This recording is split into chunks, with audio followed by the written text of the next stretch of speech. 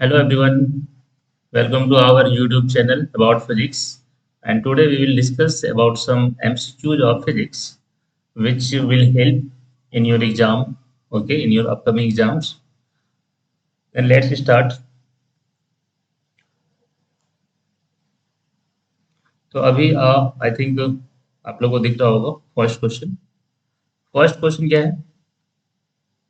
इससे पहले मैं बोल देता हूँ यहाँ पे कुछ चीज़ें कि जितने भी सारे एमसीक्यूज है, ओके, इन सबको अच्छे से करना है क्योंकि एमसीक्यूज का भी एक बहुत इंपॉर्टेंट मार्क्स इससे यहाँ पे आ रहा है। तो चलो स्टार्ट करते हैं फिर।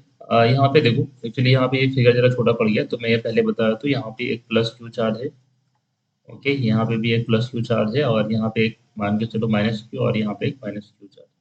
ठीक है, क्वेश्चन में क्या बोल रहा है? If in the figure if net force on Q is zero. ठीक है, फिगर में क्या बोल रहा है कि नेट फोर्स जो चार्ज पे क्यू पे लग रहा है, चाहे वो इस पे लग रहा हो या फिर वो इस पे लग रहा हो, एक ही बात है, is zero, then what is the value of capital q by small q. ठीक है, capital q by small q का वैल्यू क्या होगा?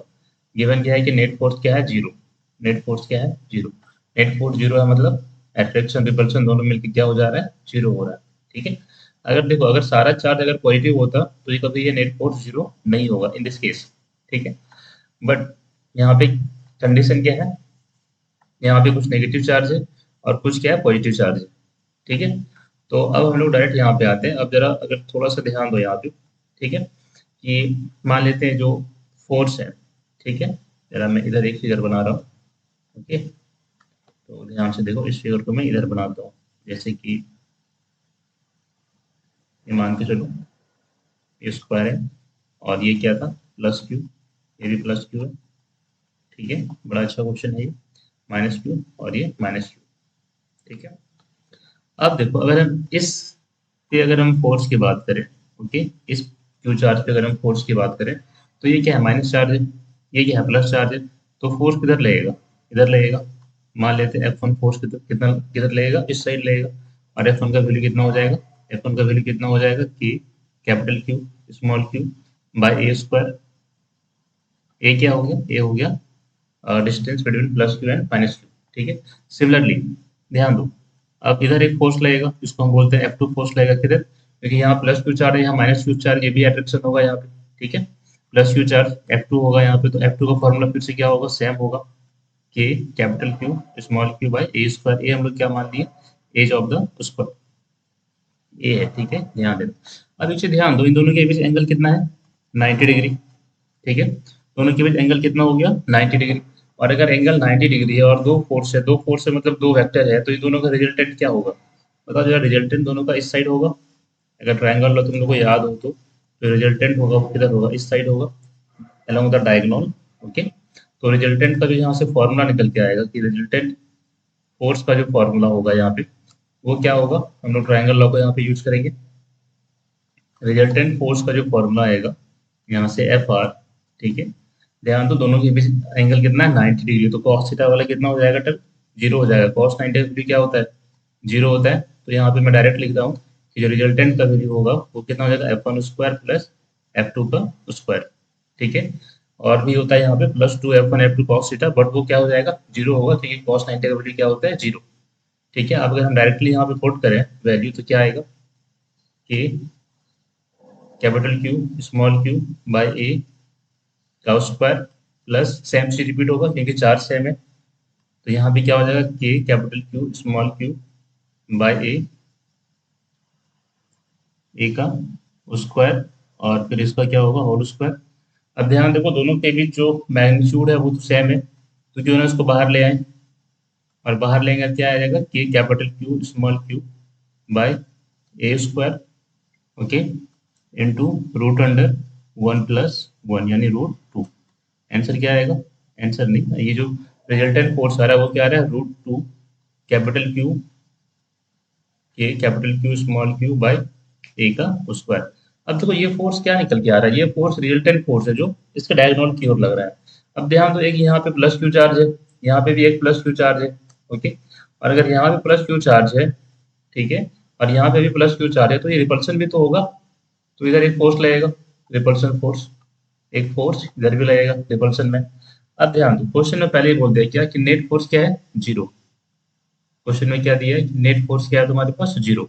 नेट फोर्स जीरो है मतलब जितना फोर्स इधर लग रहा है उतना ही फोर्स इधर भी लगेगा, और अगर दोनों तरफ फोर्स बराबर लगेगा तो इसका मतलब क्या हो रहा है कि जितना फोर्स यहाँ पे लग रहा है हमारे पास, जितना फोर्स एफ लगेगा यहाँ पे, मतलब जो रिपल्सन फोर्स होगा वो कितना हो जाएगा, के कैपिटल क्यू, और यहाँ भी कैपिटल क्यू, बाय डायगोनल का स्क्वायर। डायगोनल कितना आएगा, डायगोनल रूट टू ए आएगा, रूट टू ए का स्क्वायर। और अगर इसको सॉल्व करो तो कितना हो जाएगा, ये capital Q square by two times A square आएगा। ठीक है, अब देखो अगर नेट फोर्स जीरो है तो ऑफ कोर्स ये जो ब्लू कलर का दिख रहा है और ये जो ऑरेंज कलर का दिख रहा है, दोनों फोर्स क्या होगा, आपस में बराबर होगा इन इक्विलिब्रियम। ठीक है, if net force is zero then f equal to what, f r. और अगर ये दोनों बराबर हो गया तो जरा इक्वेट कर दो उसको, क्या आएगा, के कैपिटल क्यू, इसको स्क्वायर कर दो यहाँ पे, के क्यू स्क्वायर, ठीक है, k q square divided by two a square equal to resultant force, और रिजल्टेंट कितना है, root two capital q small q by a square. अब जो जो काट रहा है उसको काट दो, k cancel, q q cancel, okay, a square cancel, और यहाँ से capital q by small q का वैल्यू कितना आ रहा है, टू रूट टू। टू ये टू ऊपर इधर आ जाएगा तो आंसर क्या आ रहा है, टू रूट टू। यानी ऑप्शन क्या है, बी नंबर ऑप्शन। ओके, किसी को कोई डाउट हो तो आप कमेंट बॉक्स में कमेंट करके पूछो। ओके, अब आता हूँ मैं नेक्स्ट क्वेश्चन में। तो जरा नेक्स्ट क्वेश्चन अगर ध्यान दो तो नेक्स्ट क्वेश्चन क्या बोल रहा है, जो नेक्स्ट क्वेश्चन है हमारे पास वो बोल रहा है कि टू पैरेलल प्लेट्स है, two plates of a parallel plate capacitor are 1 centimetre apart. यानी 1 सेंटीमीटर अपार्ट मीन्स क्या हो गया, कि जो सेपरेशन है तुम्हारे पास, ओके, जो तुम्हारे पास सेपरेशन है यहाँ पे, डी का जो वैल्यू है वो कितना है, 1 सेंटीमीटर है, and potential difference between them is 10 volt. Potential difference कितना दिया हुआ, 10 वोल्ट। तो पूछ रहा है इलेक्ट्रिक फील्ड क्या होगा बिटवीन द प्लेट। ठीक है, मैं इसको जरा अगले स्लाइड में बनाता हूँ, ठीक है, यहाँ पे स्पेस कम है। तो अगर ध्यान दो, या फिर चलो यहाँ पे करता हूँ, तो गिवन क्या है, डी इक्वल टू 1 सेंटीमीटर, और वोल्टेज कितना दिया हुआ है, 10 वोल्ट। ये बहुत सिंपल क्वेश्चन है, ठीक है। तो इलेक्ट्रिक फील्ड क्या होगा, इलेक्ट्रिक का फॉर्मूला क्या होता है, किसी को याद है, इलेक्ट्रिक फील्ड का फॉर्मूला क्या हो जाएगा, वी बाई डी। ठीक है, इलेक्ट्रिक फील्ड का फॉर्मूला क्या होता है, वी बाई डी। वी कितना है, 10, डी कितना है, 1 सेंटीमीटर, तो इसको चेंज कर लो मीटर में, 0.01। तो आंसर क्या आएगा यहाँ पे, अगर ध्यान दो ऊपर 100 मल्टीप्लाई कर दो, यानी 100 और एक zero. Electric field in newton पर कूलम, आंसर तो आ गया डायरेक्ट। कौन सा मैच कर रहा है, option D. Option number D, देखो बस एक स्टेप का क्वेश्चन है ये, कितना आसानी से हो गया, 1000 न्यूटन पर कूलम। ओके, तो बहुत इजी क्वेश्चन है, ये सब याद रखना सब कोई। और next question, question number 3। Question number 3 क्या है, ठीक है, जरा ध्यान दो कि यहाँ पे तुम्हारे पास वी आई ग्राफ दिया हुआ है। क्या दिया हुआ है, वी आई ग्राफ दिया हुआ है, वी और इधर आई। ठीक है, ओम्स लॉ से ये क्वेश्चन है। तो ये पोटेंशियल डिफरेंस है, ये आई है, और यहाँ पे तुम्हारे पास दो लाइन है, एक T1 टेम्परेचर को बता रहा है और दूसरा किसको बता रहा है, T2 टेम्परेचर को बता रहा है। अब पूछ रहा है कि कौन सा बड़ा होगा और कौन सा छोटा होगा। ठीक है, तो सबसे पहले वी आई ग्राफ में हम लोग क्या निकालते हैं, स्लोप। क्या निकालते हैं हम लोग, स्लोप। और स्लोप क्या हो जाएगा, वी बाई आई। और वी बाई आई क्या होता है, according to Ohm's law r आएगा, यानी आर क्या बता रहा है, स्लोप बता रहा है। ठीक है, तो इसका मतलब क्या हो रहा है यहाँ पे, आप जरा अगर ध्यान दो, ठीक है, थोड़ा सा यहाँ पे अगर ध्यान दो तो इसका मतलब क्या हो रहा है कि अगर रेजिस्टेंस ज्यादा होगा तो स्लोप भी ज्यादा होगा। ओके, और अगर रेजिस्टेंस कम होगा तो स्लोप भी क्या होगा, कम होगा। तो यहाँ से इतना चीज क्लियर है कि ये दोनों T1 और T2 जो लाइन है, ठीक है, इसमें जो इसका जो T2 का रेजिस्टेंस है मान लेते हैं R2, और इसका रेजिस्टेंस मान लेते हैं R1। तो डेफिनेटली R1 का रेजिस्टेंस क्या है, ज्यादा है। ठीक है, और R2 का रेजिस्टेंस क्या है, कम है। बट एक चीज और बता दें कि जो रेजिस्टेंस है वो किस पर डिपेंड करता है, टेम्परेचर पे। अगर टेम्परेचर ज्यादा हुआ तो रेजिस्टेंस क्या हो जाएगा, ज्यादा हो जाएगा। रेजिस्टेंस का मतलब याद होगा, रैंडमनेस। ओके, तो अगर टेम्परेचर बढ़ेगा तो रेजिस्टेंस क्या होगा, बढ़ेगा। तो यहाँ पे आंसर क्या आएगा, आंसर क्या आएगा, T1 is greater than T2। तो T1 क्या होगा, बड़ा होगा T2 से। इसको याद रखना है कि resistance is directly proportional to temperature in metal या फिर कंडक्टर। ओके, तो option a number is correct answer. तो अब अगले क्वेश्चन की ओर हम लोग बढ़ते हैं। और नेक्स्ट क्वेश्चन क्या है हमारे पास, कि एक सर्कुलर कॉइल है, क्या गिवन है, एक सर्कुलर कॉइल दिया हुआ है तुम्हारे पास जिसका रेडियस क्या है आर है। एक सर्कुलर कॉइल है जिसका रेडियस क्या है आर है, ठीक है। और करंट कितना पास हो रहा है उसमें, आई करंट पास हो रहा है, ठीक है। चलो, the magnetic field at its centre is b. तो मैग्नेटिक फील्ड एट सेंटर कहाँ दिया हुआ है, मैग्नेटिक फील्ड एट सेंटर का वैल्यू कितना दिया हुआ है, बी है। और इसका फॉर्मूला क्या होता है, mu naught i bye 2r। Mu naught i bye 2r। ध्यान रखें यहाँ पे एक कॉइल की बात कर रहे हैं, ठीक है। अगर n कॉइल होगा तो n से मल्टीप्लाई कर देंगे। उसके बाद क्या बोल रहा है कि at what distance from the centre, centre से कितने डिस्टेंस पे, on the axis of the coil the magnetic field will be b by 8। मतलब अगर सेंटर से दूर जाएं, ठीक है, तो किस डिस्टेंस पे, यानी उसके एक्सिस पे किस डिस्टेंस पे जो मैग्नेटिक फील्ड का वैल्यू है वो इसके 1/8 टाइम हो जाए। जितना सेंटर हो रहा है उसके, जितना सेंटर पे हो रहा है उससे कितना हो जाए, 1/8 टाइम पे हो जाए। उससे पहले हम एक फॉर्मूला यहाँ पे ले लेते हैं कि अगर एक्सिस पे होगा तो उस टाइम मैग्नेटिक फील्ड का फॉर्मूला क्या होता है, उस टाइम हमारे पास जो मैग्नेटिक फील्ड का फॉर्मूला हो जाएगा म्यू नॉट आई आर स्क्वायर, ठीक है, divided by two times, divided by two times r square plus x square पर पावर 3/2, ठीक है। ध्यान दो, अब यहाँ पे एक बड़ा इंपॉर्टेंट चीज है कि एक सेंटर पे है और एक एक्सिस पे है। और सेंटर पे मैग्नेटिक फील्ड कितना है, बी है। और अगर एक्सिस पे कितना है, b/8 है। बट किस डिस्टेंस पे होगा वो डिस्टेंस निकालना है। मतलब कहने का मतलब ये है कि x का वैल्यू निकालना है कि ये जो x है इसका वैल्यू क्या होगा जब b/8 हो जाएगा तब। चलो तो फिर इसको सॉल्व करते हैं फिर। तो सॉल्व करना है तो कैसे होगा, चलो देखते हैं। क्वेश्चन नंबर 4, ठीक है। तो according to question, according to question, question के अकॉर्डिंग, ठीक है, कि जो एक्सियल मैग्नेटिक फील्ड है वो कितना होना चाहिए, b/8। कितना होना चाहिए, b/8, ठीक है, b/8 होना चाहिए। बट किस डिस्टेंस पे, ठीक है, वो डिस्टेंस निकालना है। चलो ठीक है। तो एक्सियल पॉइंट का यहाँ पे फॉर्मूला पुट करो, कितना हो जाएगा, म्यू नॉट आई आर स्क्वायर, ठीक है, डिवाइडेड बाय टू टाइम्स, कितना हो जाएगा, r square plus x square पर power 3/2 is equal to what, is equal to mu naught I, ठीक है, बाय फॉर्मूला क्या होता है, 2r होता है ना सेंटर पे, 2r। बट यहाँ पे 1/8 टाइम हो गया तो यहाँ पे 8 डिवाइड कर दो। ओके, अब जो जो काट रहा है उसको काट दो, इसको सॉल्व कर दो, आंसर आ जाएगा म्यू नॉट आई खत्म यहाँ से। और 2 यहाँ पे क्या आ जाएगा, 4। तो अगर क्रॉस मल्टीप्लाई करो यहाँ पे तो कितना आ जाएगा, 8r³ 8r³ equal to r square plus x square पर पावर 3/2। अब इसको सॉल्व कर दो, और सॉल्व करने के बाद कितना आ जाएगा, यहाँ पे कितना आ जाएगा, 2r का square equal to r square plus x square. और यहाँ से आ जाएगा हमारे पास 4r² minus r square equal to x square. और एक्स का वैल्यू क्या आ जाएगा, ध्यान दो, एक्स का वैल्यू कितना आ जाएगा, +-√3r। यानी आंसर कौन सा मैच कर रहा है, +-√3r। अब देखो यहाँ पे +-√3r कहाँ पे है, +-√3r, यानी √3r, ठीक है। आई थिंक यहाँ पे रूट छूट गया है, ठीक है, यहाँ पे रूट होगा c number, option c is correct answer, ठीक है, √3r। डन। चलो फिर आगे बढ़ते हैं, नेक्स्ट क्वेश्चन। नेक्स्ट क्वेश्चन क्या है, question number 5। And question number 5 equal to what, question number 5 है कि an electric current passes through a long straight copper wire, ठीक है। अब यहाँ पे क्या है, कॉपर वायर है और वो भी स्ट्रेट है, स्ट्रेट कॉपर वायर है। एट डिस्टेंस 5 सेंटीमीटर, मान लो चलो यहाँ से यहाँ तक कितना डिस्टेंस है, 5 सेंटीमीटर। करंट कितना फ्लो हो रहा है उसमें, आई, ठीक है, आई करंट फ्लो हो रहा है, डिस्टेंस कितना है, 5 centimetre from the straight wire. The magnetic field is b, यानी 5 सेंटीमीटर पे मैग्नेटिक फील्ड कितना दिया हुआ है, बी दिया हुआ है। 5 सेंटीमीटर पे मैग्नेटिक फील्ड कितना है, बी है।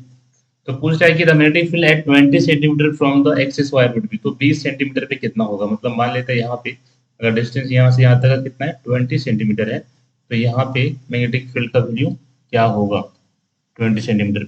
तो सिंपल सी बात है कि अगर 5 सेंटीमीटर पे तुम्हारे पास मैग्नेटिक फील्ड कितना आ रहा है, पहले तो मैं फॉर्मूला लिख लेता हूँ, v naught i by 2 pi r, ये फॉर्मूला होता है, मतलब इनवर्सली प्रोपोर्शनल तो क्या होता है, आर होता है। तो अगर आर को हम 5 ले लें यहाँ पे, ठीक है, तो बट ध्यान दो यहाँ पे ये 5 है और ये कितना 20 है, तो कितना टाइम्स ये डिस्टेंस इंक्रीज कर रहा है ये बताओ। 5 टू जा 10, 3 जा 15, 4 जा 20, यानी जो डिस्टेंस है वो 4 टाइम्स इंक्रीज कर रहा है। तो जो नया मैग्नेटिक फील्ड हो जाएगा that is b dash equal to, जो ये 5 सेंटीमीटर पे है, ठीक है, वो कितना हो जाएगा, mu naught i by 2 pi, 4 times r हो जाएगा, क्योंकि डिस्टेंस 4 टाइम क्या हो गया, इंक्रीज हो गया। तो जो वैल्यू आ जाएगा वो क्या कितना आ जाएगा यहाँ पे, b/4, यानी जो मैग्नेटिक फील्ड है वो कितना हो जाएगा, जितना 5 सेंटीमीटर के सेंटीमीटर पे था उसके 1/4 हो जाएगा, यानी आंसर कौन सा होगा, answer is b. Answer is what, option b. Next question. Next question बड़ा इंपॉर्टेंट क्वेश्चन है मेरे अकॉर्डिंग, कि if a bar magnet is drop, और कोई बार मैग्नेट उसको हम ड्रॉप कर रहे हैं from infinite long vertical copper tube से, ठीक है, then magnet will move continuously, ठीक है, क्या होगा, अगर मान लो चलो हमारे पास कोई पाइप है यहाँ पे, ठीक है, कॉपर का, और यहाँ से हम एक बार मैग्नेट को ड्रॉप कर रहे हैं, तो ऑफकोर्स ये यहाँ पे जब गिरेगा तो एक्सेलरेशन ड्यू टू ग्रेविटी से अंदर की ओर जाएगा, ठीक है, वेलोसिटी क्या होगा, इनिशियली इंक्रीज करेगा, ठीक है, बट उसके बाद क्या होगा कि जैसे ही कॉपर के अंदर जाएगा तो यहाँ पे क्या होगा, मैग्नेटिक फील्ड लाइंस होगा, मैग्नेटिक फील्ड लाइंस यहाँ पे जैसे ही होगा तो फ्लक्स चेंज होगा, ठीक है, मैग्नेटिक फील्ड लाइंस चेंज होगा, अगर फील्ड चेंज होगा, ध्यान दो, अगर फील्ड चेंज होगा तो फ्लक्स बनेगा, फील्ड चेंज हुआ तो क्या बन गया, फ्लक्स, और अगर फ्लक्स चेंज हो रहा है, ध्यान दो, तो अगर फ्लक्स चेंज होगा तो क्या बनेगा, ईएमएफ बनेगा, और फ्लक्स चेंज हुआ तो क्या बनेगा, ईएमएफ बनेगा, और ईएमएफ से फिर क्या आ जाएगा, लेंज लॉ आ जाएगा, और लेंज लॉ जैसे आया तो क्या होगा, वो उसका अपोज करेगा। तो अगर जैसे ही अपोज करना स्टार्ट हुआ, ठीक है, तो जो वेलोसिटी पहले इंक्रीज करा था अब वो क्या हो जाएगा, अल्टीमेटली एक टाइम के बाद वो एक कांस्टेंट वेलोसिटी के साथ नीचे की ओर जाएगा, ठीक है, क्या होगा, कांस्टेंट वेलोसिटी के साथ नीचे की ओर जाएगा, ठीक है। तो कौन सा ऑप्शन सही होगा, increasing velocity and acceleration, no, increasing velocity and become constant acceleration, constant acceleration तो नो, ठीक है। तो यहाँ पे जो आंसर होगा, रेस्ट में भी अभी जल्दी नहीं आएगा, तो ऑप्शन क्या होगा, D, increasing velocity and ultimately acquire a constant terminal velocity, ठीक है। कभी कभी मे भी ऑप्शन में सिर्फ ये वाला है, ठीक है, तो उसका ध्यान रखना है। अब क्वेश्चन नंबर 7, ठीक है, क्वेश्चन नंबर 7 बड़ा अच्छा कॉन्सेप्चुअल क्वेश्चन है, कि एन एल्युमिनियम रिंग है यहाँ पे बी, कोई एल्युमिनियम रिंग है ये, बी फेसेस एन इलेक्ट्रोमैग्नेट, ये इलेक्ट्रोमैग्नेट है, इसको ये फेस कर रहा है, which of the following statement is correct, कौन सा स्टेटमेंट जो करेक्ट होगा, if i increases a will repel b, अगर करंट इलेक्ट्रोमैग्नेट में इंक्रीज करेगा तो बी को रिपेल करेगा, इफ डिक्रीज करंट डिक्रीज करेगा तो ए क्या करेगा, बी को रिपेल करेगा, या फिर अगर करंट इंक्रीज करेगा तो ए बी को अट्रैक्ट करेगा, या फिर वेदर करंट इंक्रीजेज और decreases b will not experience any force, ठीक है। तो ये क्वेश्चन फिर से किस पे बेस्ड है, लेंज लॉ पे बेस्ड है, ये फिर से किस पे बेस्ड है, लेंज लॉ पे बेस्ड है। ऑफ कोर्स अगर करंट इंक्रीज करेगा कॉइल पे तो मैग्नेटिक फील्ड क्या होगा, इंक्रीज करेगा, ठीक है, अगर ध्यान दो, अगर करंट इंक्रीज करेगा, करंट इंक्रीजेज, तो फील्ड क्या होगा, फील्ड लाइन भी तो इंक्रीज करेगा, तो फील्ड लाइंस क्या होगा, इंक्रीज करेगा, और फील्ड लाइन इंक्रीज करेगा तो क्या होगा, अकॉर्डिंग टू लेंज लॉ अगर फील्ड लाइंस इंक्रीज करेगा तो उस इंक्रीज का वो अपोज करेगा, ध्यान दो, जो भी यहाँ पे इधर की ओर जाएगा इसका क्या करेगा, वो अपोज करेगा, और अपोज करेगा मतलब फिर एक ऐसा ये प्रोड्यूस होगा जो उसको रिपेल करेगा, इसका मतलब कि जब करंट इंक्रीज करेगा तो ए क्या करेगा, बी, ए रिपेल बी, तो ए बी को रिपेल करेगा, ए बी को क्या करेगा, रिपेल करेगा, ओके,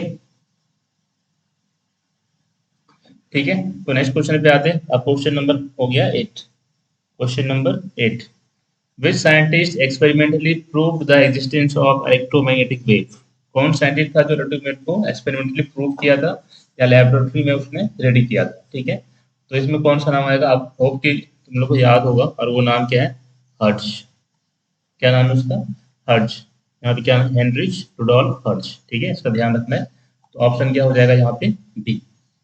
अब क्वेश्चन नंबर 9, कि two coils are placed close to each other, दो कॉइल इसको हम लोग प्लेस कर रहे हैं एक दूसरे के सामने रखे हुए हैं, तो म्यूचुअल इंडक्टेंस होगा, आई होप कि तुम लोग को म्यूचुअल इंडक्टेंस पता होगा, कि अगर यहाँ पे दो कॉइल है यहाँ पे, ठीक है, तो अगर हम एक में करंट चेंज कर रहे हैं, एक में करंट चेंज कर रहे हैं यहाँ पे, तो यहाँ पे क्या होगा, मैग्नेटिक फील्ड प्रोड्यूस होगा, ठीक है, यहाँ पे क्या होगा, मैग्नेटिक फील्ड प्रोड्यूस होगा, और इस मैग्नेटिक फील्ड से यहाँ पे अगर लिंक है ये तो क्या होगा, इसमें भी फ्लक्स चेंज होगा, और इसके सिर्फ करंट चेंज होने से इसमें भी फ्लक्स चेंज होगा और इसमें भी एक करंट इंड्यूस होगा, ठीक है। और इस फेनोमेना को हम लोग जनरली क्या बोलते थे, क्या बोलते हैं, म्यूचुअल इंडक्टेंस। ओके, तो म्यूचुअल इंडक्टेंस किस पे डिपेंड करेगा, current in the coil, current in the coil, current material of the wire of the coil, relative position and orientation of coil, rates at which current are changing in the coil, ठीक है। तो अगर ध्यान दिया जाए, mutual inductance की बात कर रहे हैं यहाँ पे, अगर दो कॉइल है जिसको हम लोग सामने में रखे हुए हैं, then mutual inductance of the pair of coils depend upon the relative position and orientation of the coils, ठीक है। अगर पोजीशन ओरिएंटेशन सही नहीं रहेगा तो फिर लाइंस में क्या हो जाएगा, लीकेज आ जाएगा, ठीक है। तो रिलेटिव पोजीशन पे बहुत ज्यादा डिपेंड ये करेगा। नेक्स्ट क्वेश्चन पे आते हैं, question number 10, what happen if a monochromatic light used in young double slit experiment is replaced by white light, ठीक है। हाँ, बड़ा अच्छा क्वेश्चन है ये, कि अगर यंग डबल स्लिट एक्सपेरिमेंट में मोनोक्रोमेटिक लाइट की जगह पे हम लोग क्या करेंगे, कोई व्हाइट लाइट का यूज करेंगे तो क्या होगा। देखो, व्हाइट लाइट यूज करेंगे, उसमें 7 कलर्स है, ठीक है। 7 कलर्स का वेवलेंथ क्या होगा, डिफरेंट होगा, और वेवलेंथ डिफरेंट होगा तो जो बीच का पार्ट होगा यहाँ पे लाइट आने के बाद, बीच में जो भी लाइट आएगा उसमें क्या होगा, पार्ट डिफरेंस 0 होगा। तो सेंटर पे क्या मिलेगा, तो जो सेंटर पे मिलेगा हम लोग क्या मिलेगा, सेंट्रल फ्रिंज मिलेगा, central fringe that is bright मिलेगा यहाँ पे। और साइड साइड फिर क्या होगा, पाथ डिफरेंस डिफरेंट होगा और हर किसी का वेवलेंथ भी अलग होगा। तो यहाँ पे क्या मिलेगा, साइड साइड में कलर मिलेगा, ठीक है। साइड साइड क्या मिलेगा, कलर। तो अब देखो यहाँ पे नो फ्रिंज वेयर ऑब्जेक्ट, नहीं ये गलत है। All fringe becomes white, no. All fringes are colored and void and road, no. Only central fringe is white and other fringes are colored. Correct answer is what? Option D. Okay, done. Now next question. Next question, 11 number. A particle of mass m charge q is accelerated through a potential difference v. ठीक है, कोई charge है इसको accelerate कर रहे हैं potential difference v से, तो वर्क डन कितना हो रहा है, q इंटू डेल्टा वी, यानी q इंटू वी, ठीक है। और यही वर्क डन क्या हो रहा है, काइनेटिक एनर्जी के रूप में स्टोर हो रहा है, तो कह सकते हैं this work done equal to kinetic energy, ठीक है। तो निकालना क्या है यहाँ पे, डी ब्रोगली वेवलेंथ। चलो ठीक है, डी ब्रोगली वेवलेंथ क्या होता है, lambda equal to h by p होता है, ठीक है। और अगर इसको हम लोग मोमेंटम काइनेटिक एनर्जी के फॉर्म में लिखें तो क्या होता है, h by root under 2m into kinetic energy. I hope कि इस पर कोई डाउट ना हो, अगर हो तो आप बताओ, अलग से मैं बता दूंगा, ठीक है। और यहाँ पे काइनेटिक एनर्जी फॉर्मूला क्या होगा, Q इंटू वी होगा, तो आंसर क्या आ जाएगा, 2m into q into v. ये डायरेक्ट टॉपिक से क्वेश्चन है, 2m क्यू वी, यानी कौन सा ऑप्शन आएगा, h by option number c, 2qm v, right. तो option number c is the right answer. अब क्वेश्चन नंबर 12 पे आते हैं, the minimum angular momentum of electron in hydrogen atom, ठीक है। मिनिमम एंगुलर मोमेंटम क्या होगा इन हाइड्रोजन एटम में, तो इसके लिए मैं पहले एक चीज बताता हूँ कि अकॉर्डिंग टू, जब हम लोग बोर्ड थ्योरी पढ़ रहे थे वहाँ पे, या जो डी ब्रोगली का हम लोग हाइपोथेसिस पढ़ रहे थे, ठीक है। तो ध्यान दो, एटॉमिक फिजिक्स के चैप्टर में, ठीक है, एक टर्म हम लोगों ने पढ़ा था, और वो क्या था कि इलेक्ट्रॉन उसी ऑर्बिट में रिवॉल्व करेगा जहाँ पे इसका जो एंगुलर मोमेंटम होगा वो n टाइम्स क्या होगा, Planck's constant, integral multiple of Planck's constant होगा, ठीक है। That is n h by 2 पाई होगा, ठीक है। एच कट को हम लोग क्या बोलते हैं, h by 2 pi, H cut, ठीक है, इसको बोलते हैं प्लैंक्स कांस्टेंट। तो आप ध्यान दो, यहाँ पे क्या बोलते हैं, मिनिमम एंगुलर मोमेंटम, मिनिमम मतलब n का वैल्यू कितना होना चाहिए, 1। एन तो इंटीजर है, एन कुछ भी हो सकता है, 1 2 3 डॉट डॉट डॉट, मिनिमम कितना होना चाहिए, 1। तो यहाँ पे क्या आ जाएगा, H by 2 pi, H by 2 पाई। देखो कौन सा आंसर है, answer is option D, H by 2 pi joule second. Joule second क्या है, यूनिट है, ध्यान रखना, जूल सेकंड क्या है, यूनिट है। Now question number 13, question number 13 क्या है, if element with principal quantum number n is greater than 4 were not allowed in nature, the possible elements would have, possible element क्या होगा। ये question by the way chemistry से ज्यादा लग रहा है मुझे, ठीक है, बट फिर मैं बता देता हूँ कि एन का वैल्यू मैक्सिमम कितना होगा, 4। मैक्सिमम 4 का मतलब 1 2 3 हो सकता है, 4 हो सकता है, इससे ज्यादा नहीं हो सकता है। और अगर इतना ही होगा, ठीक है, तो जो मैक्सिमम पॉसिबल एलिमेंट्स हो सकता है यहाँ पे, ठीक है, जो एक फॉर्मूला है उसके अकॉर्डिंग हम लोग देखेंगे, और वो फॉर्मूला क्या है, समेशन लेंगे आई से लेके एन तक। एन यहाँ पे कितना है, 4 है, तो यहाँ पे 4 ही लो, और फॉर्मूला जो होता है वो क्या होता है, 2n², ठीक है। अब यहाँ पे पुट कर दो, सबसे पहले 1, तो 1 का स्क्वायर, उसके बाद प्लस 2, तो 2 का स्क्वायर, प्लस 3, तो 3 का स्क्वायर, प्लस 4, तो 4 का स्क्वायर। देखो हम लोग समेशन इसलिए लिया यहाँ पे कि हम लोग को टोटल निकालना है, नंबर ऑफ पॉसिबल एलिमेंट्स कितना हो सकता है, तो 2 1 plus 4 plus 9 plus 16। Okay, solve करो, देखो कितना आ रहा है इसमें। आई थिंक कितना आ रहा है 60। Answer is what 60। तो आंसर कितना होगा यहाँ पे सी, ऑप्शन सी यानी 60। डन। चलो नेक्स्ट क्वेश्चन आगे बढ़ते हैं हम लोग। और नेक्स्ट क्वेश्चन क्या है हमारे पास? हाँ, दिस इज गुड क्वेश्चन। अब क्वेश्चन क्या है कि यहाँ पे कॉम्बिनेशन ऑफ कैपेसिटर का क्वेश्चन है। ठीक है, दो कैपेसिटर दिया हुआ है, एक का वैल्यू कितना दिया हुआ है 3 माइक्रोफेराड, एक का दिया है 2 माइक्रोफेराड। ये दोनों क्या है आपस में पैरेलल है, और ये क्या है सीरीज में है। तो याद करो जब पैरेलल होता था, ठीक है, तो वहां पे क्या होता है, जो नेट वैल्यू होगा सी डैश का जो वैल्यू होगा वो कितना हो जाएगा C1 प्लस C2 हो जाएगा, इक्विवेलेंट कैपेसिटेंस। और अगर C1 प्लस C2 हो गया तो यहाँ पे कितना हो जाएगा 3 माइक्रोफेराड प्लस 2 माइक्रोफेराड। ओके, यानी आंसर कितना आ जाएगा 5 माइक्रोफेराड, 5 माइक्रो 5 माइक्रोफेराड आ जाएगा। ठीक है, अब देखो ये अगर ध्यान दें तो ये क्या हो गया, अब एक नेट वैल्यू हो गया इसका कितना 5 माइक्रोफेराड। ठीक है, और ये वाला क्या हो गया सीरीज में हो गया। तो सीरीज में हो गया तो अब से यहाँ पे जो इक्विवेलेंट कैपेसिटेंस मिलेगा वो कितना मिलेगा, डायरेक्ट यहाँ पे लिख रहा हूँ सी डैश। ठीक है, और ये जो फॉर्मूला है यहाँ पे इसको क्या मान लो नाम, C1 C2 C3। ठीक है, c dash C3 divide by c dash plus C3। अब सबका वैल्यू पुट कर दो, कितना आएगा, सी डैश का वैल्यू कितना था 5 माइक्रोफेराड, इंटू C3 का वैल्यू कितना है 4 microfarad, divided by 5 plus 4 microfarad. ठीक है, एक माइक्रोफेराड कटेगा यहाँ पे, और सॉल्व करने में कितना आएगा 5 टू जा 20 बाई 9 माइक्रोफेराड। तो नेट वैल्यू कितना आ गया 20 by 9 microfarad. That is option A. Option A is the correct answer. Okay, तो आज के लिए इतना ही। नेक्स्ट वीडियो में हम लोग फिर मिलते हैं नए क्वेश्चन के साथ। ओके, अब तक के लिए थैंक यू एवरीवन।